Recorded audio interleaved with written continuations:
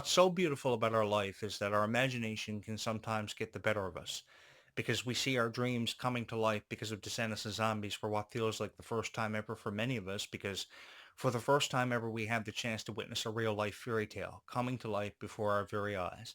And that's what I've often appreciated about how the writers and producers came together and truly had the opportunity to create and make us feel a part of something truly special. If you are somebody who's always held a very special place in your heart for all things related to Descendants and Zombies and their worlds, then I think this could be the YouTube channel for you. But I just can't say this could be the YouTube channel for you. I've got to give you a reason. I just can't tell you to subscribe here without giving you a reason to ever hit my subscribe button, because I could just simply hope for the best and upload this video and hope that 500 people were going to subscribe. Because as a content creator, what many of them will never tell you is that we never know what we're about to say every single time we push record. We just hope for the best after we upload our video. In my case, I go to Dairy Queen after I upload this video, bury my face in a cheesecake blizzard, and just hope somebody is going to subscribe here to this YouTube channel and just hope for the best. I can only tell you how Descendants of Zombies has made me feel, and how Descendants of Zombies has made me feel is really overcame with emotion, because in all honesty, guys, there was so much of a beautiful story for us to really experience. Maybe at the expense of Kylie Cantrell and Malia Baker and all their differences in recent years, because obviously S fans have been made to feel very differently about their relationship and their friendship, which, was never the same 2.5 years ago, because they were the closest friends that we could have ever seen on Disney Channel, who were promoting Descendants really at the heights of unprecedentedness. And now we've gone all the way from two really good friends to people who just can't stand to be in the same room with each other. And I just have this to say, it's never been really any reflection on how people have been made to feel, or any reflection on who they are as people, because I still think they are wonderful people who are exemplifying a wonderful amount of professionalism to really keep this story alive, and the hopes and dreams that people may have had along the way for all of their favorite characters and all these wonderful moments. And I just want to make you feel closer and obviously a part of this story more than I ever could possibly. Because 2 years ago, when I started uploading videos occasionally on Descendants and Zombies, I never imagined that this channel would explode and go on to become everybody's favorite. That's something you have to understand and gotta believe. I never imagined that this YouTube channel would have ever amounted to what it did. It wanted to touch far more hearts than ever before, as my story would go on to be seen and heard over mountains and seas, and I'd come upon so many milestones. Together we'd set records, we'd shatter every record, surpass every milestone, and those milestones would go on to hold a very special place in my heart. Descendants is number one in the world right now for what Wicked Wonderland offered us, which was a very beautiful, very in-depth story that was obviously far more deeper than The Rise of Red ever was. Because The Rise of Red was pretty much an introductory ballad into Red and Chloe's story for what would become the first time ever when they were the best of friends. But the thing you got to understand is, while their friendship may have never lasted for a long time, their friendship lasted long enough that so many people learned to value it. And so many people saw something special in that friendship to always take away from it. It inspired more people to become the best of friends with each other and fall in love with each other more often, to give people more of an opportunity to really showcase their talents and their abilities because they were God-given. The reason why God gave a girl a voice was to let people know how she truly felt, and people have never been truly afraid to let people know and the world know how Descendants of Zombies has made them feel, because over 10.5 million of you have used your voices that God have given you to really let the world know how you truly feel about Descendants of Zombies, which is something that I felt more than honored to be here to kind of experience, because this was so uplifting and it was beyond powerful. It was beyond powerful how people have been made to feel about Descendants of Zombies, how people have felt more inspired than ever before. And I just felt so honored to be here to kind of be brought back after being a part of a very different generation from what this generation has represented itself through and seen through the eyes of. Coming back in this generation nearly after an 18-year career, an 18-year odyssey, became the greatest honor of my life and one of the greatest honors that I know that I ever will have, and hopefully will be remembered for when my time as a broadcaster is over, because eventually this story will conclude for me. And what you guys really allowed me to do was kind of come back and really finish my story that I may have started over 18 years ago, because I've been doing this, as many of you've known, for over 27 years. And to have the chance, if I was going to ever have the chance to talk about Kylie Cantrell and Malia Baker, then I was obviously going to have to say something nice, because I believed that their stories were far from having been told and completed.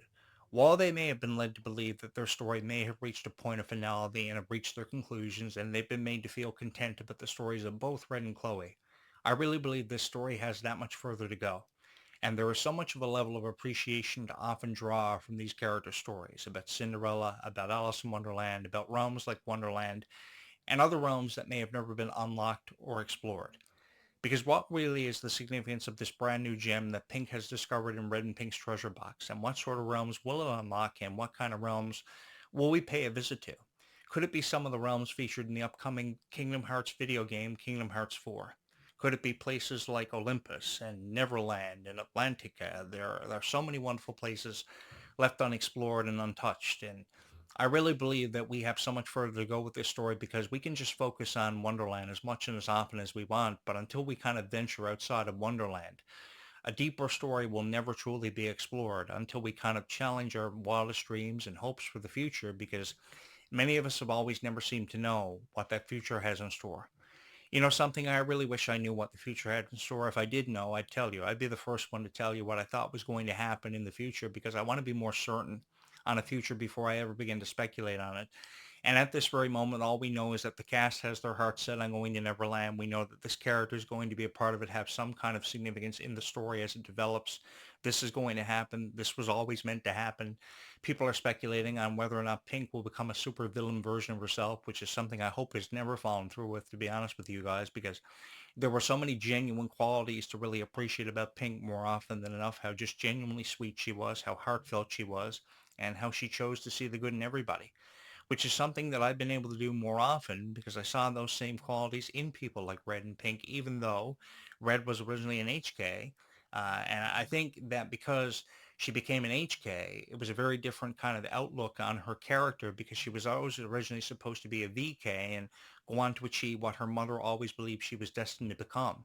But it would turn out that she was destined to become something far greater than her mother ever imagined or ever thought that she would become, because we often thought and remembered the Queen of Hearts for being this really annoying villain who really got on the last nerve of every fan of Disney out there because she had this high-pitched voice. She was this overly chubby character.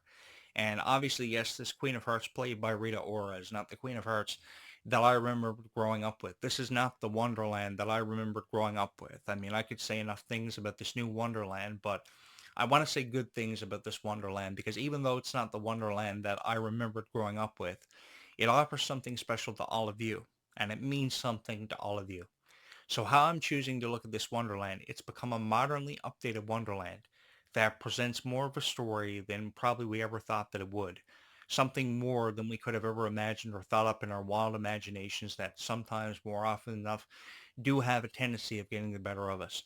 When it comes to singing these powerful songs that Red and Chloe have sang over the years and over time, they are very powerful songs. They are songs that have obviously held a very special place in our hearts and will continue to for many years to come. Songs like Red and songs like Get Your Hands Dirty really help define their characters and what they were meant to really be all about and truly represent. I get that with all of my heart. And now we've kind of come upon a story where Chloe is kind of exploring a different side of herself, a side we may have never seen before, and people want more of that side of Chloe. You know, I don't really know how I feel about that. I know that it's a stronger version of Chloe, and yes, we've always envisioned Cinderella and Prince Charming's daughter for being this completely innocent girl who, you know, had such a profound impact on every heart and every life that she had the chance of touching. And being the daughter of Cinderella and Prince Charming with that comes a tremendous amount of responsibility because you feel like you never want to let anybody down. And eventually, Chloe is going to begin to feel the pressure of that as her friendship with Max and her relationship eventually develops into something more, which is something that Brendan Tremblay, from what I've heard, wants to explore more and really push on further down the line. And I think there are a lot of people who would be very appreciative of seeing this relationship between Max and Chloe kind of explored and pushed further because they obviously want to see something more from this, like we're seeing with Red and Louise. Of course, Alexandra Bird and of course, Kylie Cantrell have done a wonderful job for Red having her first ever love interest, which is something I don't think many of us could have ever imagined we'd ever see for her character because her character still has so much more to develop, so much of a stronger version of herself to become. And what I noticed about the script is this is really in the making because Louise referred to her as a strong person, a strong-hearted princess. This was the first moment in the Descendants franchise that Red was actually referred to as a pointed out strong person by another character. Forever fearless, forever spirited, and just wanting to become something so much more than her mother, her evil mother, may have ever wanted her to become. Now, what we saw at the conclusion of the Wicked Wonderland presentation was the Queen of Hearts kind of reverting back to her old ways when she exclaimed, "Off with his head."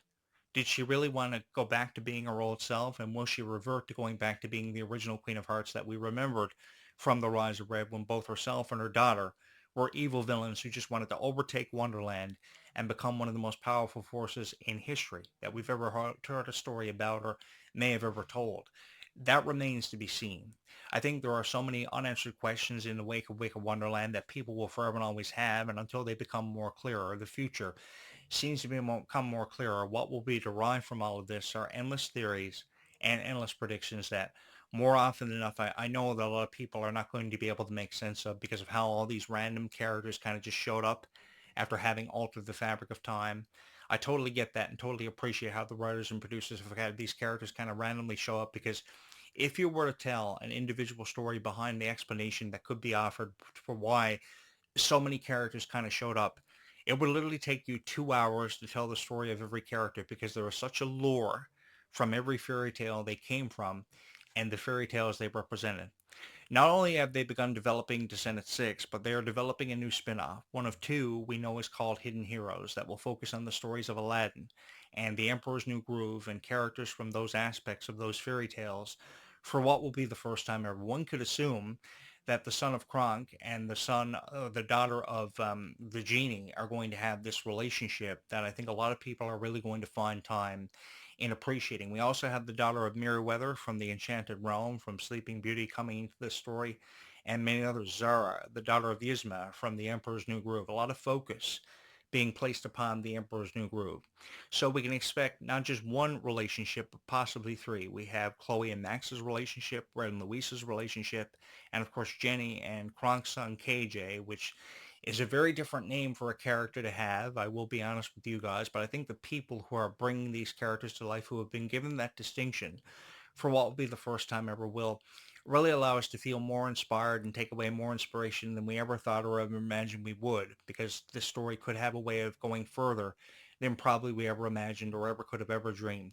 I think more of us are going to come out on the other side of this story when we see the spinoff and the conclusion of this new arch for Red and Chloe, feeling more stronger than ever before because we've drawn a great deal of inspiration from the stories that they've kind of left behind in their wake.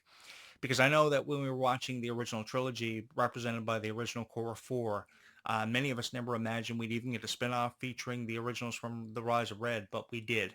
And it may have taken some time after a 5-year hiatus was seen. Disney went back, re-edited the upload of The Rise of Red back in 2024 when all of us were kind of freaking out. We were tripping out because Disney had removed The Rise of Red originally from Disney Plus. They re-uploaded it after revising it, and it would go on to become such a worldwide phenomenon. Currently, right now, Wicked Wonderland stands in the top position on top of Disney Plus. And why do you guys think that is?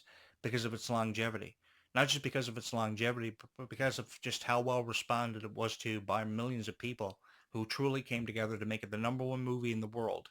That means on every continent, in every province, in every state, on every continent, in every part of the world, the Wicked Wonderland presentation, Descendants' latest installment, became one of the most revered and celebrated chapters of the Descendants legacy because this is what it's leaving behind and what we are setting ourselves up to be a part of is really a legacy. And I really believe that far more people have become stronger versions of themselves and felt more inspired than ever before to set goals and aspirations for themselves and achieve those goals and those aspirations along the way.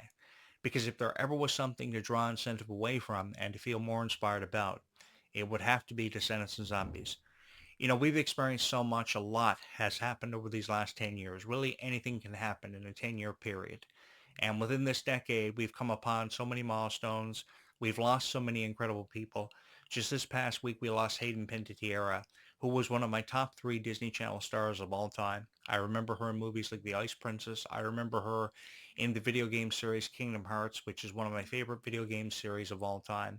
And coming up next year officially, this year Disney is referencing the 25th anniversary of Kingdom Hearts. It won't be until next year we officially usher in the 25th anniversary of Kingdom Hearts upon the release of Kingdom Hearts 4, which is coming to PlayStation 5 and the Xbox Series X, which is going to be huge. I believe there's also going to be a PC release for this one as well. And it's really hard to believe that, 25 years have kind of happened ever since Kingdom Hearts premiered back in March of 2002. So then we think about other opportunities and expansions that Descendants could see along the way. What would ever happen and what would it mean to this generation if, say, Red and Chloe had their story explored as a world in Kingdom Hearts? I say this because I remember playing the world of Corona that represented Tangled in Kingdom Hearts 3 back in 2019, and how beautiful of a world that actually was, and how the story of Rapunzel and Eugene was retold in the video game for what became the first time ever. Because it's one way to look at their story in Disney Infinity, which was really one of the first times ever their story could have ever been explored. But it's a whole different experience when you have the chance to experience it in a video game that is forever cherished and been forever honored like Kingdom Hearts.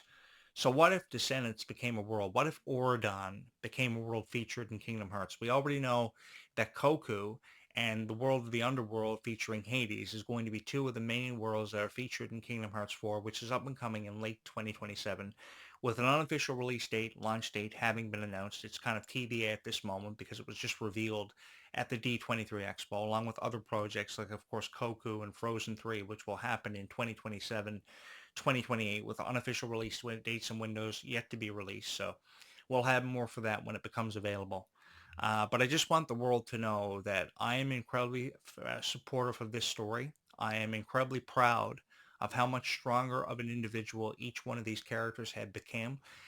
Because I really do believe that there is such a level of empowerment and inspiration to always and more often than enough kind of take away from these stories. Because we can choose to criticize this story as often and as much as what we want, but it doesn't really serve the greater purpose. I say let's take this story and let's put it out there and distribute it the way it was always meant to be distributed, as opposed to looking at it as a review that ET or TMZ may upload to their website in an article that millions of people could read. Let's use YouTube as a platform. Let's use social media as a platform to showcase its true wonder, its true potential, and its true heart and dedication that came along with everything else that it took to represent these characters and their stories that I felt more than honored to be a part of, to help you really put into perspective what Descendants of Zombies has meant not only just to you, but to really millions of people, because for many people, Descendants of Zombies was really the only thing that they ever knew. And there was truly something to value about that and forever and always appreciate. I want to say thank you to all of you once again for your beautiful Hayden Panettiere tributes that you guys threw up over the past 72 hours, because we lost a great soul over the last 72 hours. And it wouldn't be me if I didn't keep on thanking everybody for the beautiful Hayden Panettiere tributes that you guys have thrown up that I've seen many of. She was always one of my favorites. I remember her from the Bugs Life and, of course, the Bugs Life video game, and I remember her being a huge supporter of Kingdom Hearts, providing the voice of Kairi for video games like Kingdom Hearts and Kingdom Hearts 2 and Kingdom Hearts Dream Drop Distance, which was one of my favorite video games of all time of that series. There were over 11 of them. Between herself and Allison Stoner, I know that IGN and various other fans and friends and family members of Hayden Panettiere have kind of been referring to her work done in Kingdom Hearts. And I actually have the Kingdom Hearts video game, the original video game that was originally released on PlayStation 2 as part of my extensive PlayStation video game collection that comes directly from my PS2 video game collection. There you guys see the back of it, the original artwork featuring over 100 Disney characters that would later be expanded to over 200 Disney characters. And I remember just how beautiful her voice was for the character Kyrie and how much she meant out of that franchise. There was always something to really value about how people could bring characters to life and have them mean so much to so many wonderful people. So thank you so very much for always remembering her and really all of your favorites. Cameron Boyce kind of in the same category and in the same limelight. Thank you so much for making this an incredible opportunity and one that I know that will forever and always hold a very special place in my heart for many years to come. If you are somebody who has chosen this YouTube channel as your favorite Descendants of Zombies YouTube channel, what I would like for you to know and always remember is that I will forever and always support your favorites. Even if I go down swinging, I will go down in a blaze of glory, forever and always supporting all of your favorites simply because I know how much all of this means to you and how much they collectively have meant to all of you as a fandom, because there was always something truly special to take away from this fandom, which is why I will forever endlessly be so much supportive of all of your favorites until the end of time, because they have deserved so much more of a chance than potentially they've ever been given or may have ever seen along the way. Because I'm sure, yes, this roller coaster ride may have seen its fair share of ups and downs, but along the way we've taken away a greater appreciation. That's what's been garnered. And it's ultimately what has made us stronger people, that have made us sign up for gyms, more sports teams, seize more opportunities in front of us than ever before.